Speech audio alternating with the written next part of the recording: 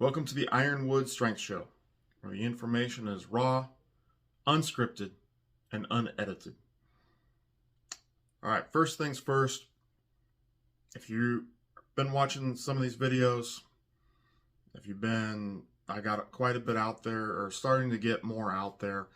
There's a number of playlists that I have on YouTube that all the way from an exercise gallery, just going over different exercises, to things to think about, no real facts behind them, just kind of observations and things that make you question different things that are out there. I have a Is It Cheating series that I think is pretty interesting, questioning some of the common mindsets and why people think that way, criticizing others. And then there's kind of a practical or an applied, strength applied series that kind of hits more on the realm of things that you can take and hopefully utilize a little bit more practically. The full episodes like this one and the other ones, those are longer, kind of more lecture type, that hopefully will be getting turned into a podcast soon. Not quite there yet, but hopefully we'll get that podcast rolling and you can take it and listen to it. And you don't have to sit and stare at my ugly or beautiful face, or however you want to consider it. But those are more lecture type, strictly informational, and maybe some of them you can take things right out of them and use it, but some of them you have to process and you kind of put it together with other pieces of information before you can readily use it. So, but if you do check all these things out. Trying to get multiple videos out every week. If you do like what you're seeing, please hit that like button on those videos. If you subscribe to the channel, of course, please subscribe to the channel so you can keep checking up what's coming out. And if you know coaches or lifters, and right now, most of my information kind of assumes a higher level of knowledge for the lifter or for the coach, someone that's already put in a decent amount of time educating themselves at least through school, and doesn't have to be school, but or beyond in their self-education. But hopefully we'll get some things out that are more usable for the average person just wanting to go to the gym and and be in shape, maybe like to push themselves a little bit more. But hopefully that stuff will start coming out soon. But if you know someone that you think would like or think could get something out of these videos, whether they're a coach, whether they're a lifter, or whether they're that average gym goer that's just trying to stay in shape, any of the above, please send these videos to them or send them a link to my channel so that they can subscribe and they can check these things up as well and help educate themselves as far as the things they're doing or the things that they're using with their athletes.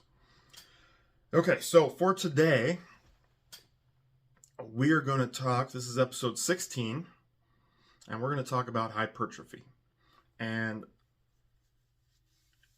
this is a different sort of subject. And I think that there's a lot of coaches out there that just think that this is a really simple thing. You just do 8 to 12 reps per set and you're going to get bigger. And there's a lot more to it than that. And that in and of itself probably isn't true. So we're going to kind of define hypertrophy and the different types of hypertrophy. We're going to talk about who needs to do it and hopefully get into how to train for hypertrophy. And I think some of the things will be a little bit surprising, or things that you maybe just haven't thought about, but some of it is kind of rehashing some old information. But this is going to dig a little bit deeper. All right, it's going to dig a little deeper into that realm of hypertrophy and what you need to know about it so you can have the most effective training. So starting out, and some of this, I'm going to kind of shoot from the hip a little bit on some of this. some of it's going to be pretty straightforward, and I got some notes jotted down, and we'll see how I go with that. And then I get to the end and I don't have any notes, and we'll see if I can keep myself on track for that. But we'll get to that when we get there. So starting out, what is hypertrophy? And the easiest definition is it's the enlargement of the muscle, or the muscle tissue, or the muscle cells. But that does not give a complete story. So there are two different types of hypertrophy. One is sarcoplasmic hypertrophy, and that's probably what most people, especially the average gym goer or the person that's not familiar with lifting, that's probably the type of hypertrophy that they think about when they think about lifting weights. The other type of hypertrophy is called sarcomere hypertrophy. Instead of sarcoplasmic, it's sarcomere hypertrophy. This is also, depending upon the text that you're reading, some authors or scientists call this myofibrillar hypertrophy. I don't particularly like that name. It's appropriate, but I prefer the sarcomere hypertrophy. Prefer that name, but it's the same thing. So it's not a big deal, whichever term you want to use. So let's start out with sarcoplasmic hypertrophy. That's what most people think about. Think bodybuilding. Think putting on a lot of muscle mass, just getting big. Okay, no strength involved, just getting big. And what sarcoplasmic hypertrophy really is, it's the increase. So it will yield a more significant amount of muscle mass than the sarcomere or myofibrillar hypertrophy. Is you're going to get a more significant amount of muscle mass out of this type of training, and through this type of hypertrophy. But there's a caveat to this. But it is only the growth of the non-contractile components of the cell.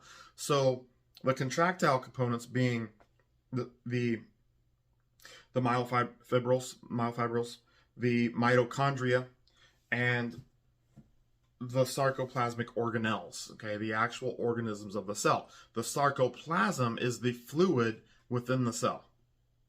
If memory serves me correct, the sarcoplasm is just the fluid within the cell. So by increasing that fluid, you're going to see the cell grow. In turn, you will see the muscle grow.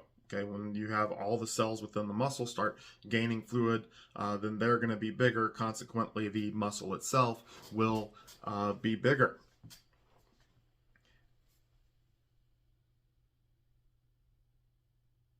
The downside to that, because it's the non-contractile components of the cell, non-contractile, is that the sarcoplasmic hypertrophy does not yield or does not provide strength. It doesn't, you're not going to get stronger by training in that manner, by training in a manner that only yields sarcoplasmic hypertrophy.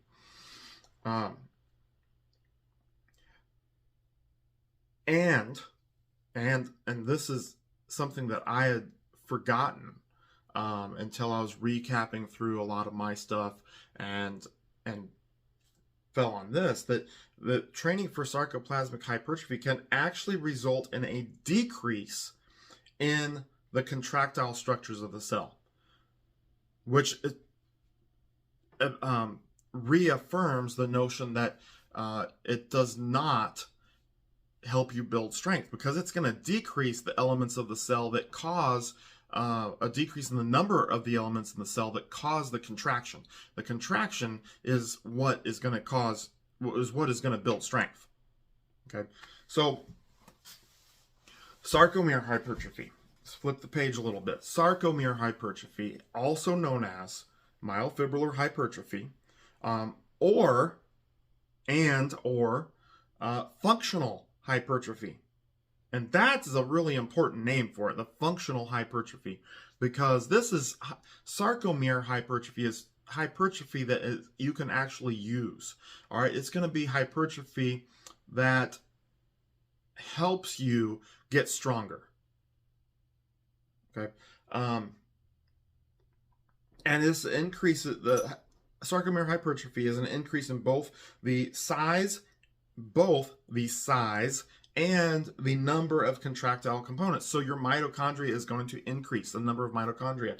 The number of myofibrils will increase.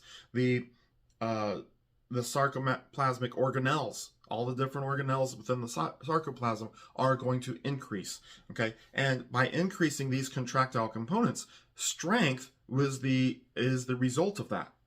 You will be stronger from increasing those components, because those are the components that cause the contraction, okay, or that are involved in the contraction.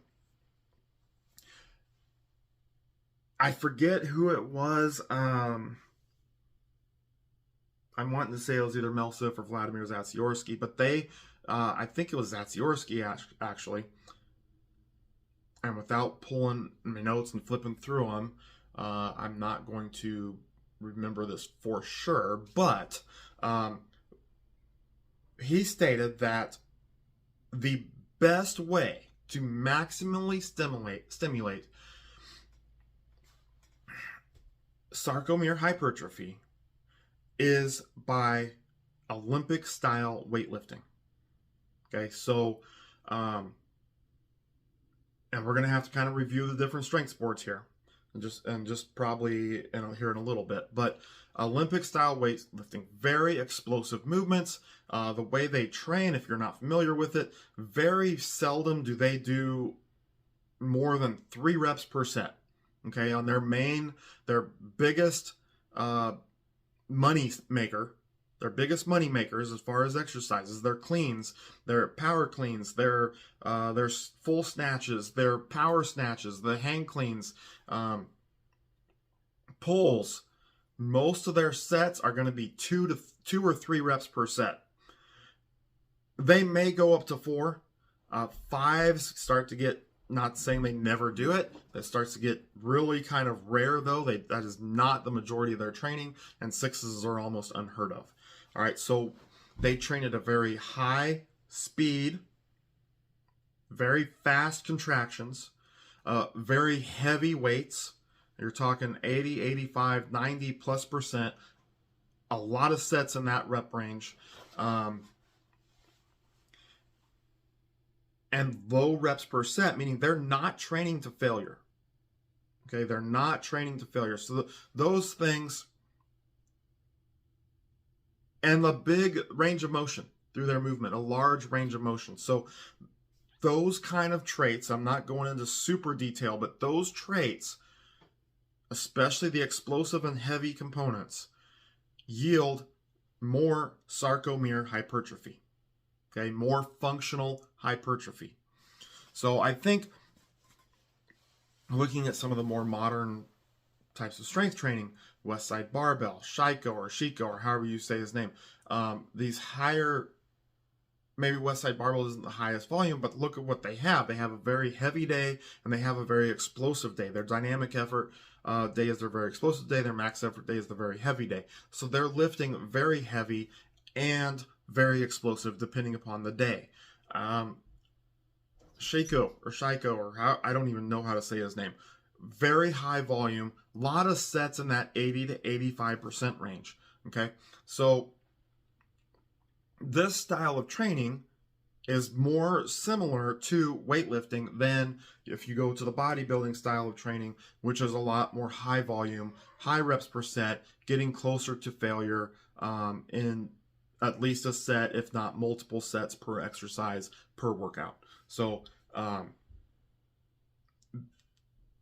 that heavy explosive type of training is going to produce more sarcomere hypertrophy or more functional hypertrophy if that's the goal of what you're training for. Okay, so that's what it is. That's hypertrophy defined. Regular, just hypertrophy, sarcoplasmic hypertrophy, get big, not very functional. Sarcomere hypertrophy, not going to get as big, but it's going to be more functional in nature. Okay, and it does yield gains in size. You are going to get bigger with sarcomere hypertrophy methods. It's just you're not going to get as big with those sarcoplasmic methods.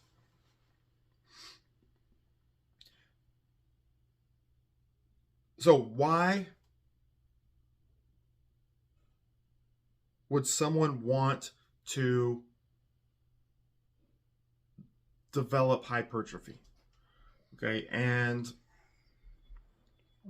number one, you're going to say, oh, they want to get bigger. That's the number one reason. You want to get bigger so you develop hypertrophy. And that's true, but there's more than just...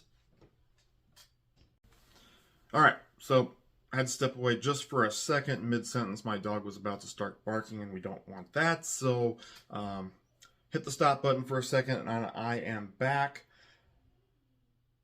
So what are the reasons for hypertrophy? It's not just getting bigger, even though that is what hypertrophy is, but that's not necessarily why everyone's going to want hypertrophy. And most people, whether they think they do or not, want to develop hypertrophy. Okay, hypertrophy is important for performance. Again, to a certain extent. So depending upon what type, you wouldn't want a soccer player putting on massive amounts of muscle like a bodybuilder would. So sarcoplasmic hypertrophy for a soccer player is not really what we're going after. For a football player, however, a running back who has to constantly battle against linebackers and defensive linemen and even the safeties in the backfield, once they break through, or if they break through, having some extra muscle mass, even if it isn't functional, would be beneficial because that's added weight for them and added stability. So a lineman and working at the Division I level, and you wouldn't... I was at a mid-major. Maybe it's not the same at the Power 5 schools, but at a mid-major, we would get offensive linemen coming in as true freshmen that only weighed 225, 230, 240 pounds. They cannot play and compete at that weight. They need to get up to 280, probably a minimum of like 270, 275, but preferably in the 280 to 300 range. And we need to get them up there as fast as possible. So sarcoplasmic hypertrophy would be very important for them. But we want to develop as much sarcomere hypertrophy as well, as much as possible as well. But that's going to be something that happens more throughout their career. Getting them their weight up as fast as possible, sarcoplasmic hypertrophy is going to be the way to go. Very high rep, very high volume training. And we're going to get more into the type of training here in just a little bit. Right now, I just want to understand who needs it, and it's really everyone. So there's your football player, there's your soccer player. What about that 18-year-old, 19-year-old female college freshman that just wants to look better in a bikini for spring break? Okay? Even though she may not know it, what she really wants is her muscles to be bigger, probably not to the extent of a bodybuilder, but she wants that toned look, okay? That comes from developing the muscles at least to a certain extent, okay? What about that 25-year-old guy that is a gym rat? Okay, a lot of gym rats don't really care about, maybe they care about being stronger, but they really just want to be bigger. It's the same thing. We need to do hypertrophy type of training so they can be bigger. Okay. How about the 35 or 40-year-old soccer mom, or the 40-year-old guy with the dad bod? All right, they too want bigger muscles. Again, it's just to a certain extent. They just want to look a little bit better, so develop the muscle. They're going to hopefully be cutting fat at the same time. With a more developed muscle, they're going to have a much more, if you're looking for a physically aesthetic pleasing look out of your workouts, building some hypertrophy, at least to a certain extent, will provide that look that they're probably looking for.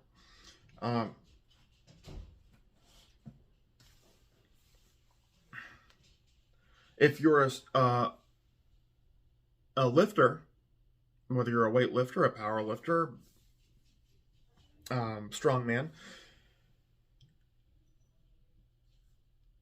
but if you're a lifter that performance is part of your sport, CrossFit, you want to develop a certain amount of hypertrophy to improve performance, because a certain amount of hypertrophy is going to, provided that you do the right type of hypertrophy, sarcomere hypertrophy, that will help with your strength gains. Okay, hypertrophy really is a precursor to strength, provided you're doing the right work. Okay, if you're training specifically just to be big, massively big, as in a bodybuilder, and even bodybuilders will do some strength work, then you're not going to get the strength gains out of it. But if you train more on the heavy end with those sarcomere, the types of training that develop sarcomere hypertrophy, then it will be a precursor to developing more strength. Okay, so we need to keep the type of hypertrophy in mind when we are considering or thinking about the goals of our training, what we really want to accomplish. Okay, that will depict that will depict what type of hypertrophy and the type of training that we're going to do to develop that type of hypertrophy.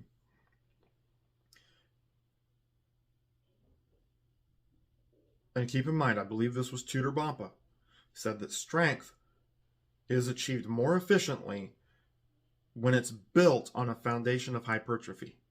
Okay, so hypertrophy, when we're trying to develop strength to utilize in whatever realm we're trying to utilize it in, whether it be building explosiveness, speed, or whatever, or maximal strength, it's important to develop more hypertrophy first so we have a base to build off of.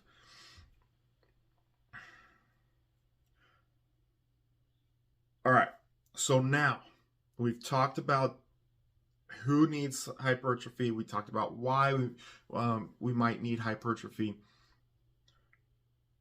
So let's get into the how we're going to do it and the when we're going to do it. So we're going to talk about when first. It might be a little bit backwards, but we're going to talk about the when you're going to develop hypertrophy. And then we'll move into how to actually do it. So depending upon how you train, it really depends on how you train, the philosophies of how you train, and also how advanced you are, whether you're a brand new athlete, a brand new lifter, maybe you've never lifted before, you've been playing sports all the way through middle school and you're getting into high school, you've never lifted before. These things are going to determine how you train. So, and how you train will determine when you put hypertrophy into the program. So if you're a brand new lifter, you're brand new to things, hypertrophy is not going to happen right off the bat, even though you should probably be training for it relatively early in the training plan. So if you're doing a 15-week program, you might have a couple weeks there that are just introducing you to lifting, and then you're going to move into your hypertrophy phase. And I would do, for someone that's never lifted before, straight linear periodization. Okay, I'm talking about the people that have never been in the weight room. These are new. They are new to everything. Okay, your first 6 weeks for these people are not going to develop hypertrophy. The first 6 weeks, they're just learning the movements. Even if you're doing heavy sets of 12, heavy sets of 10, and you're pushing them on the easy, which you probably shouldn't be too much because it's better for them to learn the movements. But most of their gains and strength are not going to come from hypertrophy at this point. They're going to come from simply learning the movements and becoming more efficient at performing those movements, such as the squat, such as the clean, such as the bench press. After 6 weeks, they will start, or may, providing how they're eating and how they're sleeping, they may start to see some hypertrophy gains, some mass gains. So if you have a college freshman female athlete that comes in and says in the first 6 weeks of workouts, she says, I can't fit into my jeans anymore. Your lifting is too heavy. Well, guess what? It's probably not the lifting. It's probably all the alcohol that she's drinking on the weekend. Okay, it's probably the newfound diet that she has now that she's not at home and she's eating the wrong foods instead of having a more balanced diet that her mom was cooking for her. Okay, so that's where her gains are coming from. It's from putting on excess fat, not muscle. In the first 6 weeks, a female athlete first 6 weeks of lifting, she is not putting on muscle mass. Okay, but you will hear that as a strength coach. You will hear that over and over because female athletes, and maybe this is starting to change. I hope it is with how much more accepted lifting is than it used to be. And it's becoming more commonplace. I forgot. I just lost my train of thought on that. But hopefully that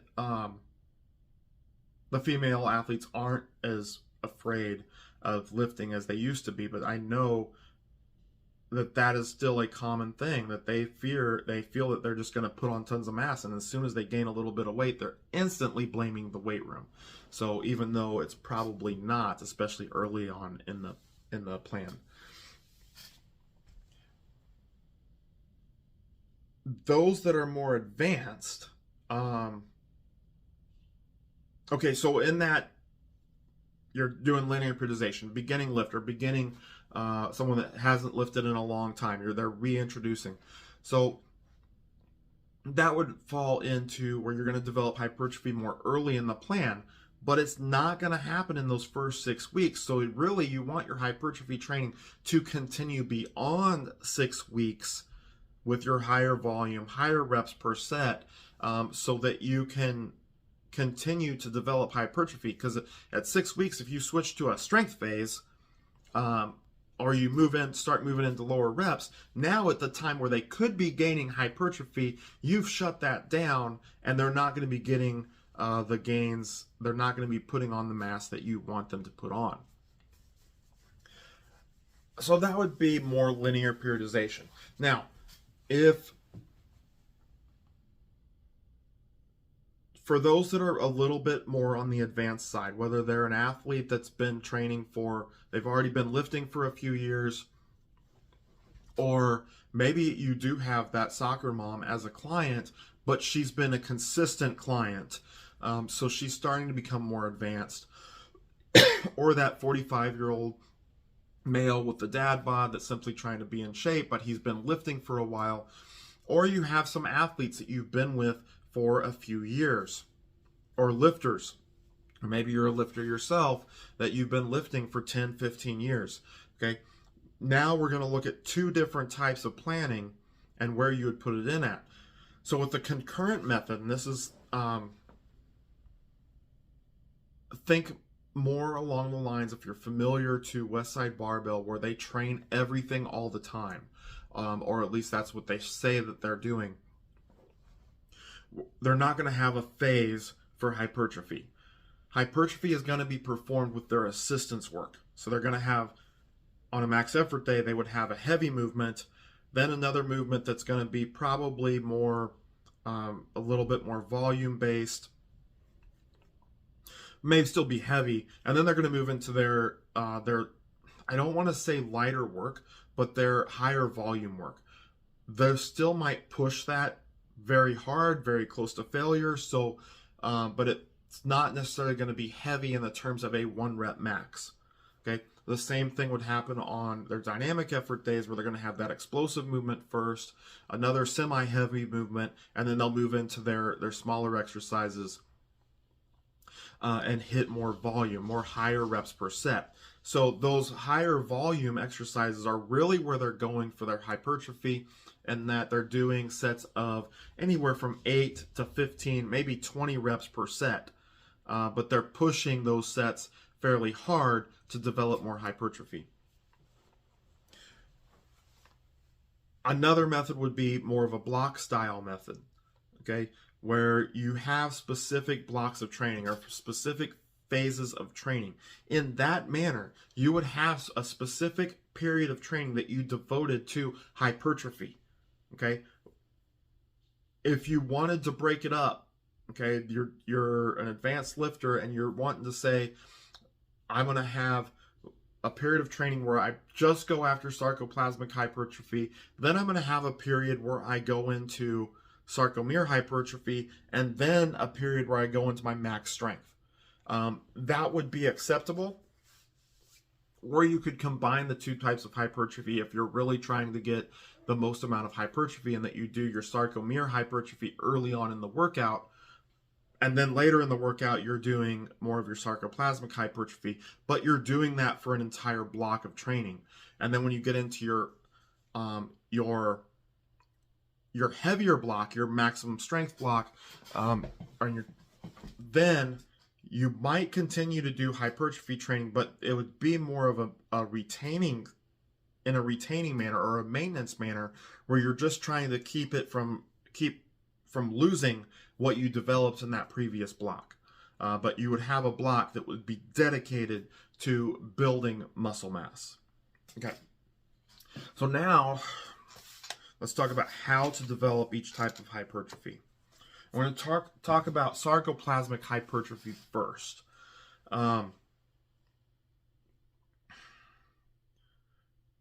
This is more of your bodybuilding style training. Okay, this is going to be more where you're going to train. And this is honestly where I think we go wrong in the coaching profession or in the fitness industry, when we tell people that to get bigger, you just need to do sets of 8 to 12 reps. 8 to 12 reps per set, and you're going to put on muscle mass. Okay? No, you're not. That's not true. It's only partially true, and you're leaving out a very critical component for developing muscle mass. Because I can go over and squat to the squat rack, and I can squat 135 for 10 reps. I can do it for 3 sets of 10 reps. I'm not going to put on muscle mass with 135 pounds in a squat. Okay? I'm not. Now, someone else, let's say you have someone that only squats 200 pounds. That's their maximum squat. Now, for them, doing 3 sets of 10 at 135 pounds may start to put on some muscle mass. Okay? The key here is, how close are we to failure? How much fatigue are we creating in the muscle? We need to train close to or to failure. If we're not getting close, we're probably not going to develop a ton of muscle mass. And then we also need to take short rests between sets. So if I go in, this is me personally, this is the common example. Well, if you do less weight, more reps, that's hypertrophy. Less weight, more reps is not hypertrophy. It's really nothing as far as I'm concerned. But that's that's what we like to tell people. You don't want to get bigger, but you're doing less weight, more reps. Why? That's hypertrophy protocol, because more reps is hypertrophy. No, it's not. You have to have a heavy enough weight per those number of reps. So, and then you have to keep your rest short. So if I go do my 10 reps and I take 5 minutes between sets, even if I was pushing it hard on that first set, then I take 5 minutes of rest, I'm not developing very much hypertrophy. I'm not creating enough fatigue, and which causes protein degradation, or the breakdown of the proteins in my muscle, to rebuild a larger muscle. Okay, I have to cause protein degradation, which means I need to train at or near failure. So heavy weight with respect to the number of reps you're doing, with short rest between sets. So what does that look like? Okay, what does that look like when we're talking about numbers and training? I probably need to go back just a little bit on this.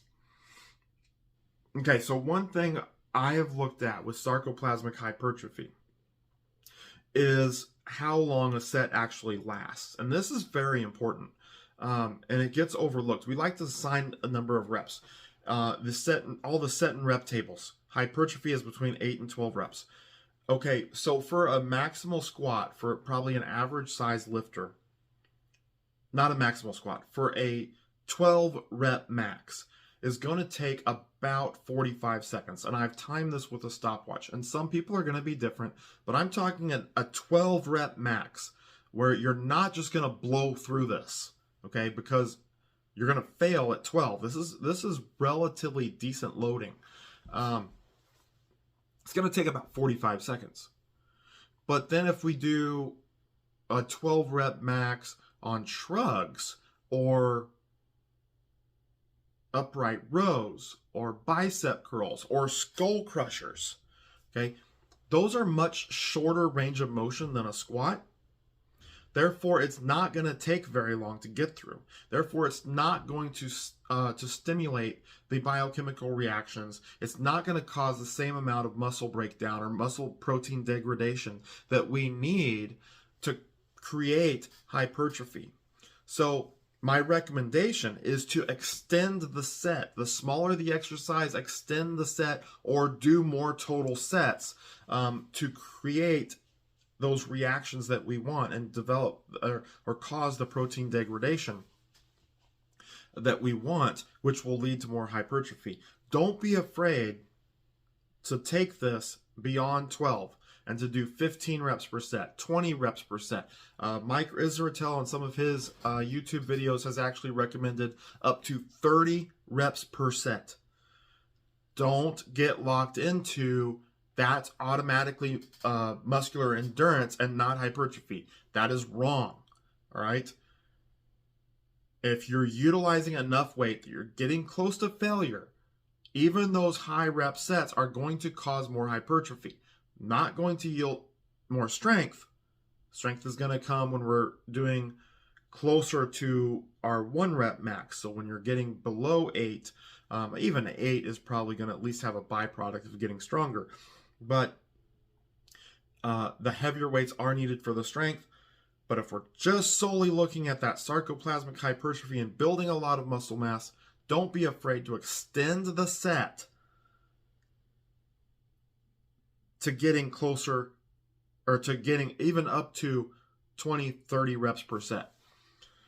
But it needs to be close to failure. You don't do 30 and be able to do 60. That's not helping you. Don't do 12 when you can actually do 20. If you get to 12 and realize you have more in you, a lot more in you, keep going. Just keep doing the reps, even if it's a set of squat.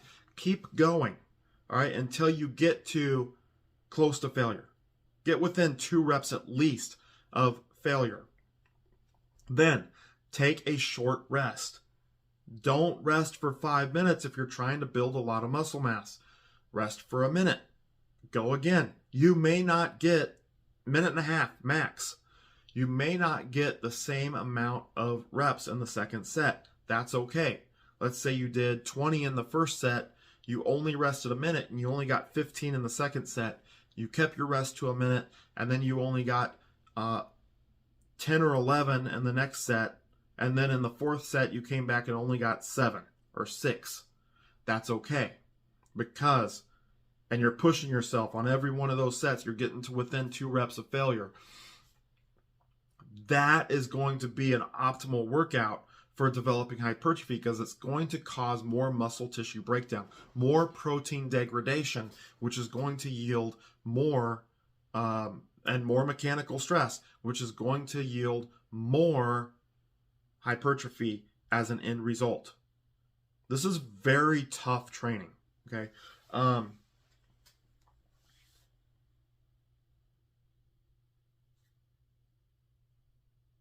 Another part of this that is new information to me, this came out from Mike Israetel on his YouTube videos that he puts out. He talks about stretch-mediated hypertrophy. Okay, and basically what this is that we want to get the muscle to a full stretch or close to a full stretch on every rep. Okay, so what is that? So if you're doing a pull-up, we're not going to do this short arm thing. Okay, if we're doing a bicep curl, and I know people like to do 21s, and I don't think it's a bad thing, but the reps that you go all the way out and you have your arm completely extended, you're going to put that bicep at more of a stretch, and that in that stretch position, contracting from that stretch position is going to yield more hypertrophy than when you're doing the top third, okay, that short arm stuff. And your pull-ups, extend your arms.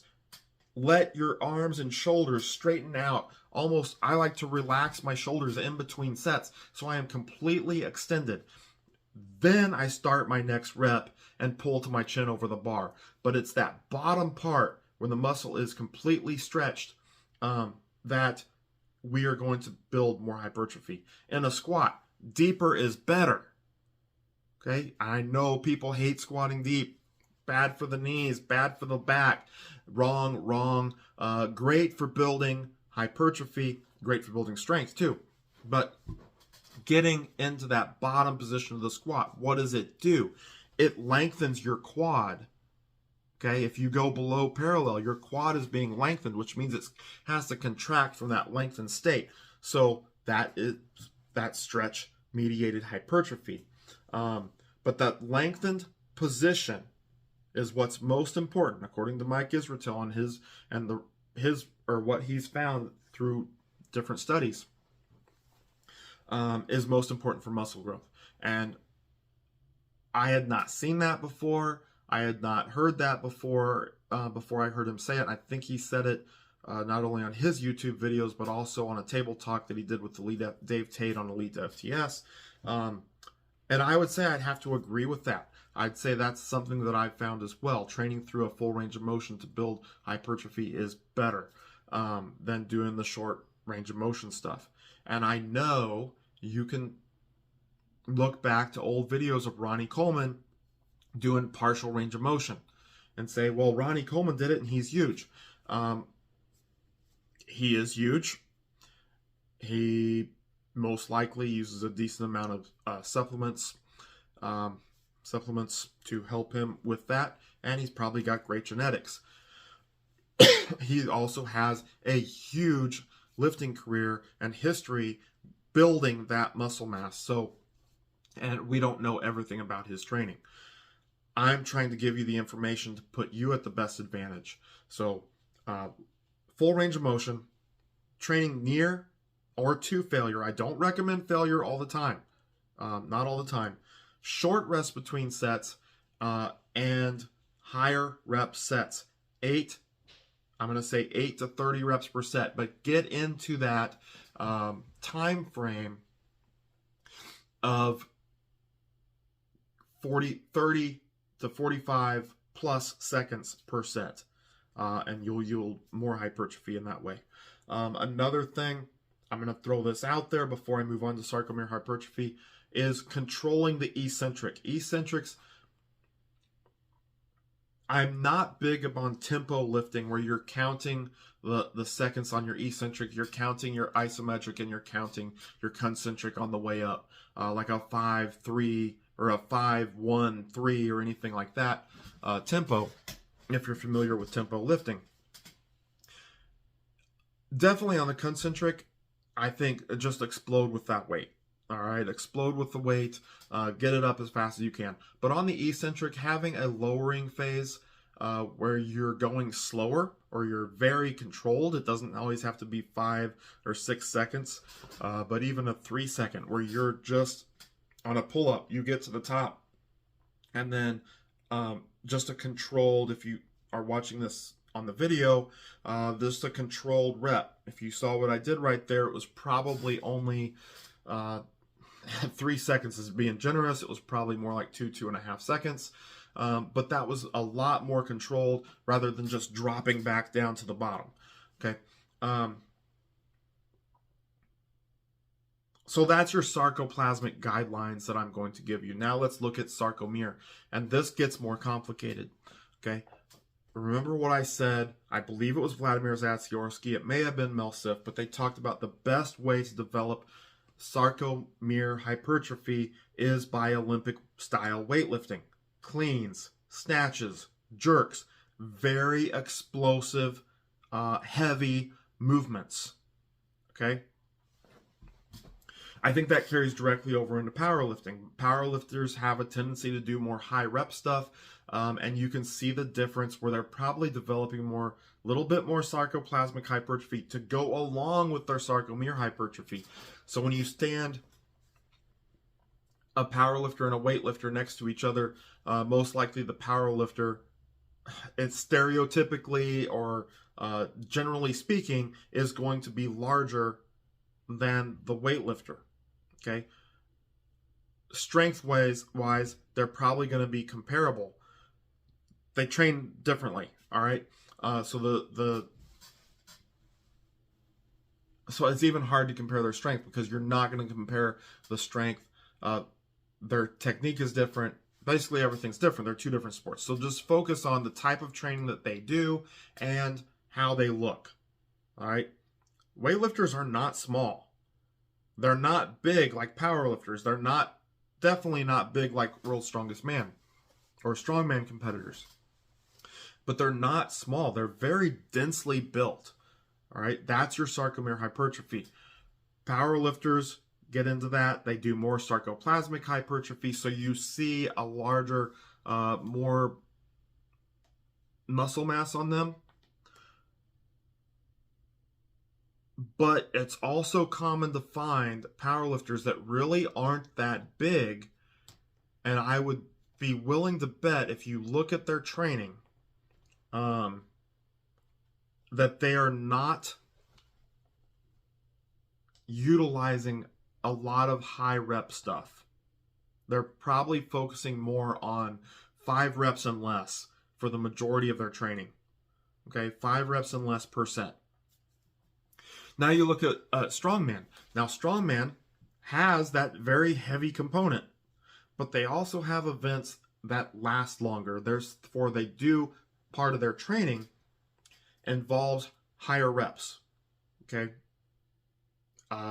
Think about some of the squat lifts that they do, or events that they do where they're doing multiple reps of squat in a set as part of their competition. Whether that's an all-out set or whether it's they add weight every rep. Okay, but they're doing multiple reps. So they tend to train in a manner that they're going to do more reps, and you see that. You see the size that strongmen are. They are not small by any stretch of the imagination. They are built and they are strong. Okay, so when we're talking now, we're going to get into more sarcomere hypertrophy as far as the guidelines for that. Strict guidelines without getting just the normal guidelines. Be explosive, be fast, lift heavy. Okay, so we want to be training probably over 80%. Even if you train below 80%, move the weights as fast as you possibly can. Okay, but generally speaking, over 80%. Still move the weight as fast as you can. So if it's a squat, be as explosive as you can. Use compensatory acceleration, as Fred Hatfield defined it, where from the bottom to the top, you're moving as fast as you can. This is going to develop those sarcomeres, those myofibrils, those contractile components of the cell. You're not going to get the massive amounts of hypertrophy like a bodybuilder, but you will put on muscle mass doing this. If you go back about, I want to say about 10 years ago, Chad Waterbury and Christian Thibodeau were putting out articles about, and this was, I believe it was mostly on T Nation, about lifting explosively to put on muscle mass, to break with the current train of thought that you always have to lift to failure. And they defined failure, I don't remember which one of them did what, but they would define failure as a significant drop in speed. Once that happened, shut the set down, rest, start another set. So let's say they're lifting at 80% and their first rep is moves very well, their second rep moves very well, third rep, maybe a slight drop in speed, not necessarily major, but when they get to 5, all of a sudden it looks like they're grinding it out. And we know at 80%, you can probably get 8, 9 reps in an all-out set. But how many of those are you grinding out? So the thought process here is that the muscle fibers that the motor units that we're trying to develop and create and make, I shouldn't say motor units, the motor units that are causing the contraction are fatiguing, and we can no longer utilize those, so they are dropping out. Okay, therefore, the fatigue has already set in, and the muscle fibers that we're trying to develop are not being stimulated any longer. Okay, because we need those higher threshold motor units, which have fatigued and dropped out of the set. They're not firing anymore. So so then we're not building. At that point, we're just fatiguing ourselves, and we're no longer going to build hypertrophy. Okay, because we want to work the motor units and the muscle fibers that are going to give us the most size. Well, if they fatigue and we're no longer using them, then we're not putting on, once they have fatigue, it's no longer beneficial to continue the set. We're just creating fatigue, and we're not going to develop hypertrophy the way we want to develop it. This looks closer at the nervous system. So their failure was defined by a significant loss in speed. This looks closer at the nervous system and how it functions. So, and this is where I got to be careful and try not to screw things up. When motor units are recruited based on the size principle, but pretty much anytime you're over 50 to 60%, all the motor units are recruited. But those higher threshold motor units, so you're always recruiting the smallest ones first. And the smallest ones are the ones that are going to last the longest. They're the most fatigue resistant. The bigger ones, the bigger motor units, they fatigue faster. They respawn. They are fueled by the ATP PC energy system, the adenosine triphosphate and the creatine phosphate energy system. So they will fatigue in about 8 to 15 seconds. Once they fatigue, that's when you're going to see, when those fatigue, they drop out because they no longer have enough fuel to operate. ATP is gone, PC is, or creatine phosphate is gone. So those larger motor units drop out.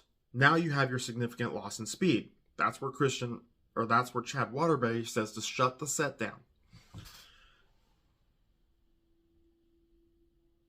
So what we find with those larger motor units is, because we're lifting heavier, they're recruited right off the bat. They're not 100%. everything over 50, 60%, you're recruiting all your motor units. But those larger motor units, at 50, 60%, let's say this is your motor unit and it's recruited like this. Okay, so this is at 50 to 60%. This is how fast. This is called rate coding. This is how fast it's moving. Okay, and you know this is completely incorrect. This is just an example. At 80%, it's firing like this. And at 90%, it's firing like this. And at 100%, it's moving as fast as it can possibly move to recruit that. Or it's moving as fast as it can. So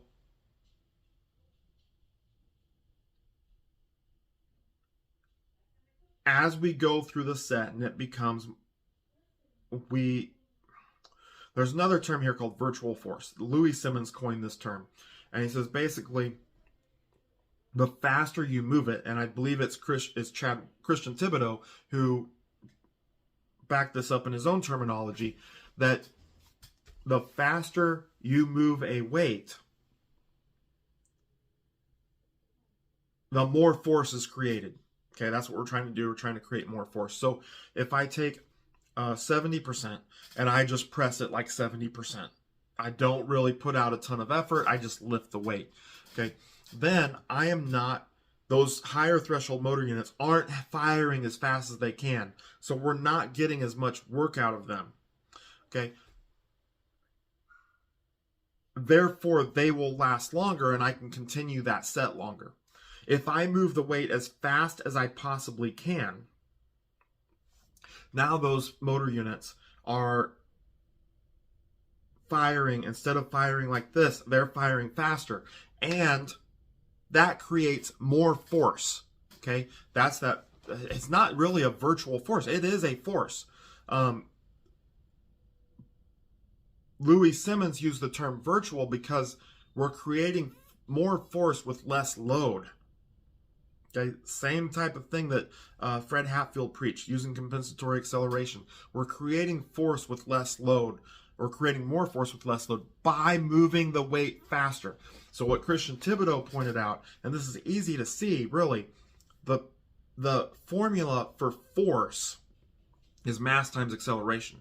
So if we increase the A component, the acceleration component, then force is going to be increased. If we increase the mass component, force is increased.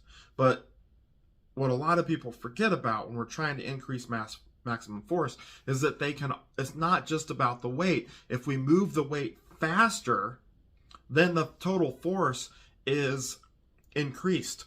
If we increase force and bring it close to failure, then protein degradation is increased, and our muscles that essentially is creating our hypertrophy. That's creating a setting for hypertrophy. And I mean, I'd have to read all this off of something that I wrote many years ago to actually make sure I got it all correct. So I hope, and I don't want to bring it out and just read, so I'm trying to remember all this. So hopefully I'm starting to make some sense here on sarcomere hypertrophy. But the key things to remember to develop sarcomere hypertrophy: lift heavy, lift explosively. Okay? Terminate the set when a significant drop in speed has occurred. When you watch weightlifters train, they don't get to this fatigued state because they want optimal technique. Well, if they get into a fatigued state, technique falls off.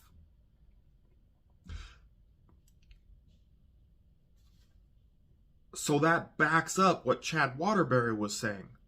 Okay, now Chad Waterbury said take it to a significant loss in speed. And after that first rep that's significantly loss in speed, and maybe I'm getting this confused, it might have been Christian Thibodeau, I think it was Chad. But once you have that significant drop in speed, then shut the set down. Now, weightlifters typically will shut it down before they ever get to that significant drop in speed, unless they're lifting at the absolute heaviest loads, such as close to 100%. But if they're doing 80%, they're not going to take it to extreme failure. Okay? So basically what I'm saying here is look at the athletes that have the most amounts of sarcomere hypertrophy, that functional hypertrophy. They're the strongest and also the biggest. It starts with the weightlifting, then look at powerlifting. Okay? Fast, explosive movements,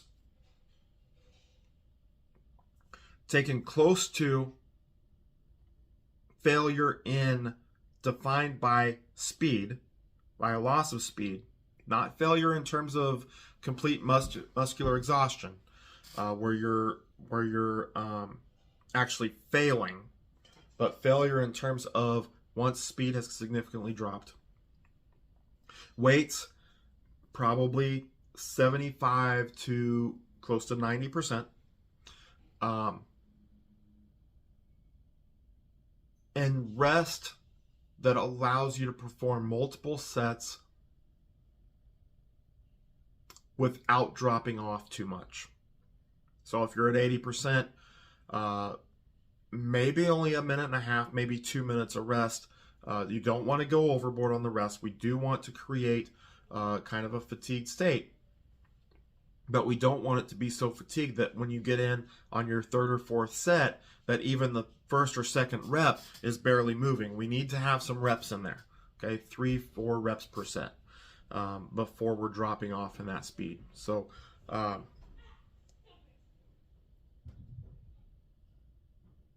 think that pretty much ties it up as far as sarcomere hypertrophy.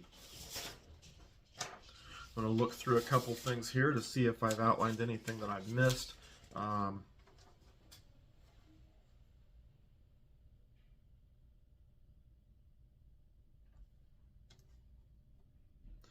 And I think everything is pretty much good. I don't see anything off these sheets that it looks like I missed. So that's it for hypertrophy. Please post any comments or questions, or any comments that you have, or any questions that you have. Please post them in the comments, and please hit the like button if you like what you're seeing. Please subscribe to the channel. Please invite your fellow lifters, your coaches that you're friends with, your network. If they think they can get something out of this, please invite them to, or send this to them so they can see it and hopefully learn something from it as well. Until next time, stay strong, and I will see you on the Ironwood Strength Show.